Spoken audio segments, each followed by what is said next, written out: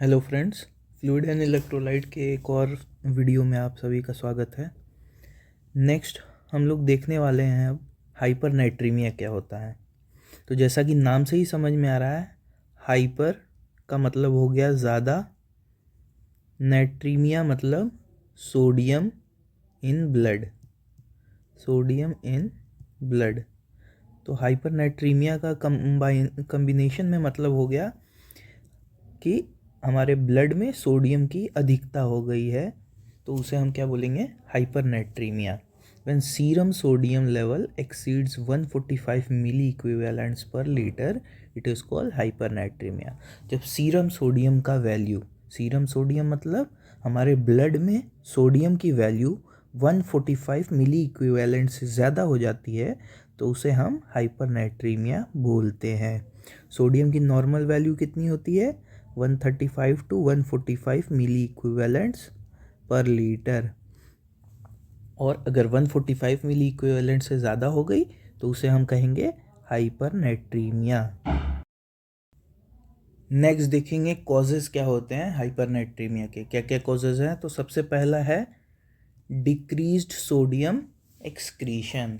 अगर हमारे बॉडी से सोडियम का एक्सक्रीशन किसी भी तरह से कम हो जाए, माने हमारी बॉडी नॉर्मल से कम एक्सक्रीट करने लगे सोडियम को, तो सोडियम का एक्यूमुलेशन होने लगेगा बॉडी में, जिसकी वजह से सोडियम की अधिकता हो जाएगी और हाइपरनाइट्रीमिया हो जाएगा। नेक्स्ट पॉइंट है increased sodium intake either by sodium intake और sodium containing IV fluid administration. दूसरा कॉज क्या हो सकता है हाइपरनाइट्रीमिया का, कि अगर हम सोडियम का कंजम्पशन ज़्यादा करने लगे, ज़्यादा सोडियम कंज्यूम करने लगे, या तो फूड के थ्रू या फिर आईवी फ्लूइड के एडमिनिस्ट्रेशन के थ्रू। ऐसे आईवी फ्लूइड्स हम कंज्यूम करने लगे या इन्फ्यूज़ करने लगे अपने बॉडी में जिनमें सोडियम की वैल्यू ज़्यादा है, तो उनके कंजम्पशन से भी या उनके इन्फ्यूजन से भी क्या होगा, हाइपरनाइट्रीमिया हो सकता है। नेक्स्ट कॉज क्या है हाइपरनाइट्रीमिया का? Decreased water intake. अगर हम अपने डेली कंजम्पशन में वाटर के इनटेक को कम कर देते हैं, कम की वजह से हाइपरनाइट्रीमिया हो जाएगा। नेक्स्ट कॉज जो हाइपरनाइट्रीमिया का है वो है increased metabolism, fever, infection.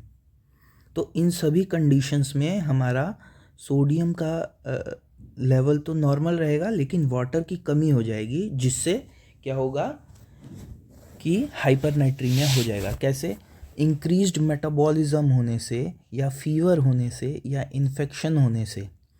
Fever और इन्फेक्शन ऐसे कंडीशन हैं जिसमें ऑटोमेटिकली हमारा मेटाबॉलिज्म बढ़ जाता है। मेटाबॉलिज्म बढ़ने से क्या होगा, हमारे बॉडी में वाटर का डिमांड बढ़ जाएगा। क्यों? क्योंकि जब भी इन्फेक्शन होता है, फीवर होता है, तो हमारा रेस्पिरेटरी रेट बढ़ जाता है। रेस्पिरेशन बढ़ने के थ्रू वजह से क्या होगा, वाटर लॉस थ्रू एक्सपीरेशन वो भी बढ़ जाएगा, जिसकी वजह से हमें वाटर लॉस ज़्यादा होगा और हाइपरनाइट्रीमिया हो सकता है।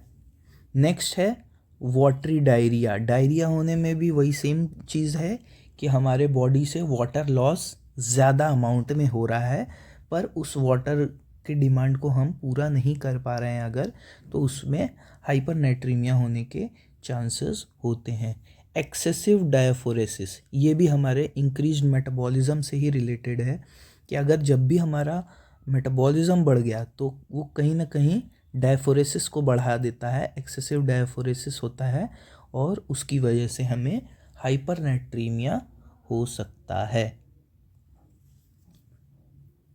नेक्स्ट हमें देखना है असेसमेंट, हमें क्या क्या करना है हाइपरनाइट्रीमिया में, कि हाइपरनाइट्रीमिया में पेशेंट्स को क्या क्या प्रॉब्लम्स हो सकती हैं। लेकिन उसको जानने से पहले हम लोग को एक पॉइंट डिस्कस करना ज़रूरी है, तो पहले उसे डिस्कस कर लेते हैं।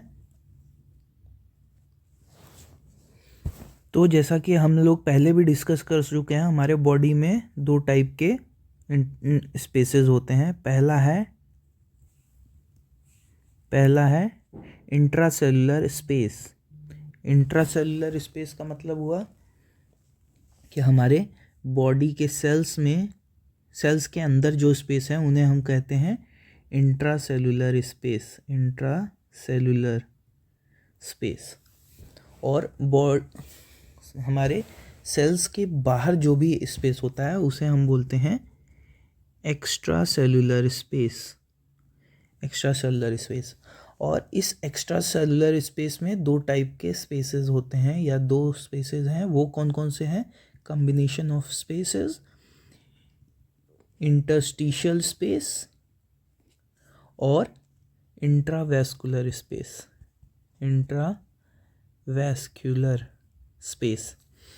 तो हमारे इंट्रासेलुलर स्पेस में इंट्रासेलुलर फ्लूइड्स होते हैं, इंटरस्टिशियल स्पेसेस में इंटरस्टिशियल फ्लूइड्स होते हैं और इंट्रावैस्कुलर स्पेस में इंट्रावैस्कुलर फ्लूइड्स होते हैं।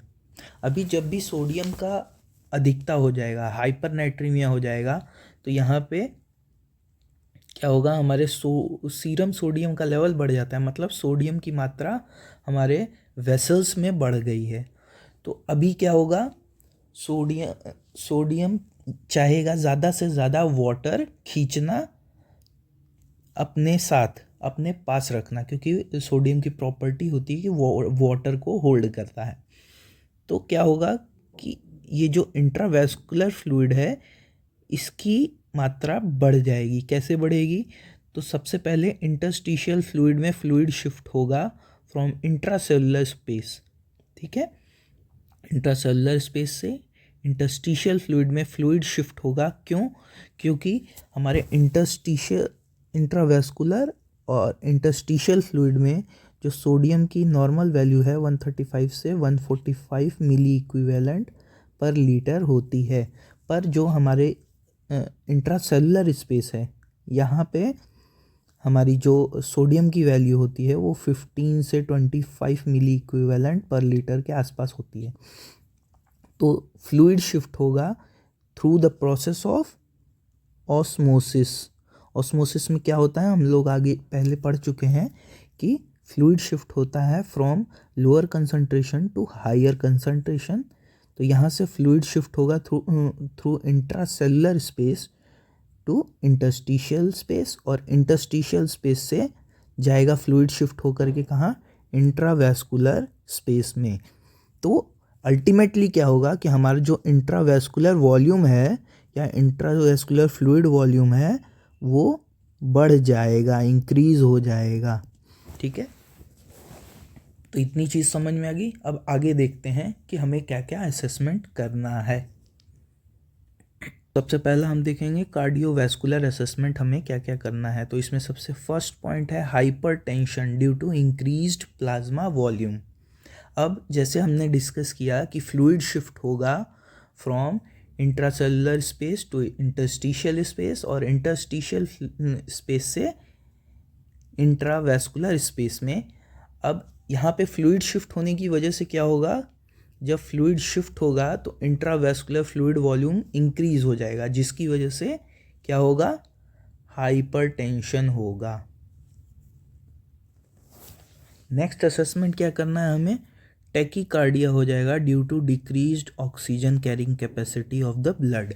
हमारे ब्लड की ऑक्सीजन कैरिंग कैपेसिटी डिक्रीज हो जाएगी ड्यू टू फ्लूइड लॉस, और उसकी वजह से टैकीकार्डिया देख सकते हैं हम, पेशेंट में ऑब्जर्व कर सकते हैं। नेक्स्ट हमें देखना है रेस्पिरेटरी असेसमेंट क्या क्या करेंगे हम। तो रेस्पिरेटरी असेसमेंट में हमें एक असेसमेंट क्या देखने को मिलेगा? पल्मोनरी एडिमा हो जाएगा। पल्मोनरी एडिमा क्यों होगा? कि जब पेशेंट को हाइपोवोलीमिया होगा तो हाइपोवोलीमिया होने के वजह से फ्लूइड शिफ्ट होंगे, जो हम पहले ही देख चुके हैं, फ्लूइड शिफ्ट होंगे जिसकी वजह से पेशेंट को हाइपरटेंशन होगा पेशेंट को, और पेशेंट को हाइपरटेंशन होने की वजह से पल्मोनरी कैपिलरीज पे प्रेशर बढ़ेगा ड्यू टू फ्लूइड ओवरलोड, और इसकी वजह से पल्मोनरी एडिमा हो सकता है। नेक्स्ट न्यूरोमस्कुलर असेसमेंट हमें क्या करना है? तो जैसा कि हम सभी को पता है कि जितने भी इलेक्ट्रोलाइट्स हैं, चाहे वो सोडियम हो, पोटेशियम हो, फॉस्फोरस हो, तो ये सारे ही हमारे जो मसल स्ट्रेंथ और मसल कॉन्ट्रैक्शंस इनके लिए बहुत ज़्यादा इम्पॉर्टेंट होते हैं। और जब इनका इम्बैलेंस होता है तो इसकी वजह से इनकी मसल स्ट्रेंथ में इफ़ेक्ट पड़ता है और muscle twitching, muscle contraction, irregular muscle contractions, ये सारी प्रॉब्लम्स देखने को मिल सकती हैं। तो न्यूरोमस्कुलर में क्या क्या असेसमेंट करेंगे हम हाइपरनेट्रीमिया की वजह से? अर्ली सिम्टम्स क्या क्या होंगे पहले वो देख लेते हैं। तो स्पॉन्टेनियस मसल ट्विचिंग होगी, स्पॉन्टेनियस मतलब खुद से मसल ट्विचिंग होगी पेशेंट को, और इरेगुलर मसल कंट्रैक्शंस होंगे फ्लूइड इलेक्ट्रोलाइट इम्बैलेंस होने की वजह से या सोडियम के इम्बैलेंस होने की वजह से। लेट सिम्टम्स क्या क्या दिखेंगे न्यूरोमस्कुलर सिम्टम्स? तो स्केलेटल मसल्स की वीकनेस हो जाती है, क्योंकि कोई भी स्ट्रेंथनिंग वर्क करने के लिए हमें मसल स्ट्रेंथ चाहिए, और मसल स्ट्रेंथ हमें किससे मिलती है? तो इलेक्ट्रोलाइट्स से मिलती है। और जब वो इलेक्ट्रोलाइट्स का इम्बैलेंस होगा तो मसल वीकनेस हो सकती है, डीप टेंडन रिफ्लेक्सेस डिमिनिश्ड हो सकते हैं या एब्सेंट भी हो सकते हैं। नेक्स्ट हमें देखना है गैस्ट्रोइंटेस्टाइनल सिम्टम्स क्या क्या देखने को मिलेंगे। तो उसमें क्या है? एक्सट्रीम थर्स्ट हो जाएगी, बहुत ज़्यादा प्यास लगेगी। ऐसा क्यों होगा? क्योंकि due to fluid shifting, osmosis process के थ्रू हमारा फ्लूइड शिफ्ट हो रहा था from the intracellular space to the intravascular space. तो हमारा सेल्स का साइज़ क्या होगा? श्रिंक हो जाएगा, छोटा हो जाएगा। सेल्स का साइज जब छोटा हो जाएगा तो ये हमारे सेल्स का साइज छोटा होने की वजह से ये हमारे थर्स्ट रिफ्लेक्स को स्टिमुलेट करेगा। थर्स्ट रिफ्लेक्स को स्टिमुलेट करेगा, और जिसकी वजह से हमें ज़्यादा प्यास लगती है। नेक्स्ट है रीनल सिस्टम। रीनल सिस्टम में क्या होगा? Decreased urinary output. Urinary output कम हो जाएगा। क्यों कम होगा?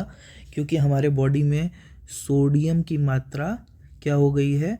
बढ़ गई है। और सोडियम की प्रॉपर्टी होती है कि वो वाटर को अट्रैक्ट करता है। तो वाटर को अट्रैक्ट करेगा मतलब वाटर का रीएब्जॉर्प्शन ज़्यादा होगा किडनीज़ के थ्रू, और रीएब्जॉर्प्शन होने की वजह से वाटर का एक्सक्रीशन हमारे बॉडी से घट जाएगा और अल्टीमेटली जो डिक्रीज यूरिन आउटपुट कॉज कर देगा। नेक्स्ट, इंटीग्यूमेट्री सिस्टम में क्या क्या सिम्टम्स देखने को मिलेंगे या क्या क्या असेसमेंट देखने को मिलेंगे? ड्राई एंड फ्लश्ड स्किन हो जाएगी due to shrinkage of skin cells, and dry and sticky tongue और म्यूकस मेम्ब्रेन देखने को मिलेगा। ये सारी चीज़ें दिखने को मिलेंगी। नेक्स्ट देखेंगे लेबोरेटरी फाइंडिंग्स में क्या क्या हमें चीज़ें देखने को मिलेंगी। तो अल्टीमेटली जो मेन कॉज है, सीरम सोडियम लेवल क्या होगा? बढ़ जाएगा। 135 से 145 नॉर्मल वैल्यू होती है, और इससे ज़्यादा मिली इक्विवेलेंट पर लीटर, 145 मिली इक्विवेलेंट पर लीटर से सोडियम लेवल ज़्यादा हो जाएगा, सीरम सोडियम लेवल ज़्यादा हो जाएगा, जिसकी वजह से हमें हाइपरनेट्रीमिया हो जाएगा। Increased urine specific gravity, urine की स्पेसिफिक ग्रेविटी भी बढ़ जाएगी। नेक्स्ट हमें देखना है इंटरवेंशंस हमको क्या क्या करना है। तो सबसे मेन चीज़ है कि जो भी वाइटल ऑर्गन्स हैं हमारे बॉडी में उनका मॉनिटरिंग सबसे ज़्यादा ज़रूरी है। तो monitor cardiovascular, respiratory, neuromuscular, cerebral, renal और इंटीग्यूमेट्री स्टेटस, ये सारे ही सिस्टम को वाइटल ऑर्गन्स हैं, और अगर फ्लूइड एंड इलेक्ट्रोलाइट का इम्बैलेंस होता है तो इन सभी को हम पहले ही देख चुके हैं कि बहुत ज़्यादा ही इफ़ेक्ट करेगा, जिसके वजह से फर्दर हेल्थ डिटीरियोरेशन हो सकता है। इसलिए मॉनिटरिंग ज़रूरी है इन सभी वाइटल ऑर्गन्स की या इन सभी वाइटल सिस्टम्स की, बॉडी सिस्टम्स की। नेक्स्ट पॉइंट है if the cause is fluid loss. अगर हाइपरनेट्रीमिया फ्लूइड लॉस की वजह से हुआ है तो हमें क्या करना है? Prepare to administer IV infusion. हमें जल्द से जल्द आईवी इन्फ्यूजन स्टार्ट करना है ताकि हम बॉडी के फ्लूइड डिमांड को पूरा कर सकें। Next point, if the cause is inadequate renal excretion of sodium. अगर inadequate renal excretion of sodium की वजह से हाइपरनेट्रीमिया हुआ है, मतलब कि हमारे बॉडी में से सोडियम का एक्सक्रीशन नहीं हो पा रहा है, इस कारण से हाइपरनेट्रीमिया हुआ है। तो हमें क्या करना है, ऐसे डायूरेटिक्स देने हैं जो सोडियम लॉस को प्रोमोट करें। तो ऐसे कौन से डायूरेटिक्स होते हैं, तो सबसे इफ़ेक्टिव होते हैं लूप डायूरेटिक्स। तो लूप डायूरेटिक्स सबसे ज़्यादा इफ़ेक्टिवली सोडियम लॉस को प्रोमोट करते हैं, इसलिए इनको हम लोग जल्द से जल्द देना चाहिए। तो होप करता हूँ आपको ये वीडियो अच्छा लगा होगा और समझ में आया होगा। तो वीडियो को लाइक करें, शेयर करें और चैनल को सब्सक्राइब करें। Thank you.